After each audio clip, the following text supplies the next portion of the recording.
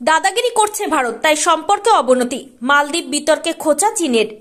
দক্ষিণ এশিয়ার আঞ্চলিক বস হতে চাইছে ভারত। সেটা করতে গিয়ে প্রতিবেশী দেশগুলোর সঙ্গে সম্পর্ক খারাপ করে ফেলছে তারা। মালদ্বীপের সঙ্গে ভারতের দ্বিপাক্ষিক সম্পর্কে টানাপোড়েনের আবহে তাৎপর্যপূর্ণ মন্তব্য চীনের। তাদের দাবি, নিজেদের বিদেশ নীতি নিয়ে আরও মুক্তমনা হতে হবে। নীতি নিয়ে ভাবনা চিন্তা করা উচিত নয়াদিল্লির। সেই সঙ্গে ভারত মালদ্বীপের দ্বিপাক্ষিক সম্পর্কে টানাপোড়েন নিয়েও মন্তব্য করেছে বেজিং।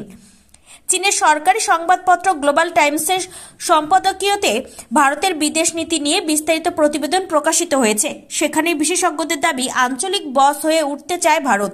সেই জন্যই দক্ষিণ এশিয়ার বেশ কয়েকটি দেশের সঙ্গে ভারতের সম্পর্কের অবনতি হচ্ছে। চীনের ঘাড়ে দোষ না চাপিয়ে বরং ভারতের উচিত নিজেদের বিদেশ নীতি নিয়ে আরও ভেবে দেখা। হার জিতের সমীকরণ দূরে সরিয়ে রেখে আরও মুক্তমনা হতে হবে ভারতকে। চীনা কূটনৈতিক বিশেষজ্ঞদের দাবি, নিজের রাজনীতির ওপর ভরসা নেই ভারতের। সাম্প্রতিককালে ভারতের সঙ্গে মালদ্বীপের দ্বিপাক্ষিক সম্পর্কের ব্যাপক অবনতি ঘটেছে। বিতর্কের আবহে চীন সফরে গিয়েছেন মালদ্বীপের প্রেসিডেন্ট মোহাম্মদ মুইজু। তার সফর চলাকালীনই মুইজুর পাশে দাঁড়িয়ে বার্তা দিল চীন।